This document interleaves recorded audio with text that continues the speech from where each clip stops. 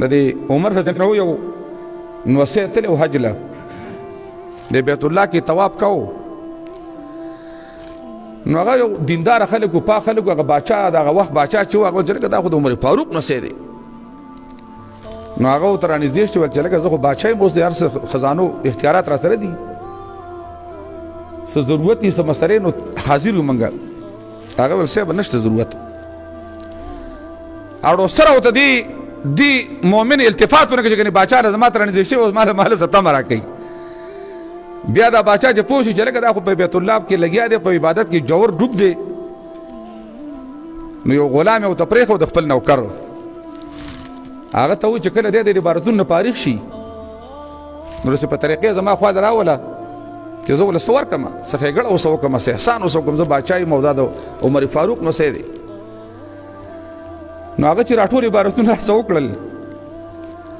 نو بیا ورته را نوکر راغی او ورته یې ویل چې را باچا دلته دی د مکه کې او زه تا دپاره ایثار کړی یم چې ته راشې د هغه سره ملاقات وکړي او هغه ستا دپاره څه امید ساتي وایي دی چې راغی نو د باچا ورته وویل چې ګوره ما دا نوکر دی له ایثار کړی و چې نن مال الله ډېره لویه بادشاهي را کړې ده چې څه غواړې نو تا ته به نن نه وي نو د عمر فاروق دا نوسی ورته وایي رضی الله تعالی عنه وایي دنیا خو قسم په الله که ما د الله نه م غوښتي لکه د قرآن باندې مې ایمان دی د دنیا رزق ذمواري زما الله اخیستی ده الله نوم ایښی ځان له رب باندې پالون کې نو د دنیا خو چې ما زه په ښه به د الله پوهې کړی و نو ما د چا نه اوسه پر دنیا نه ده غوښتې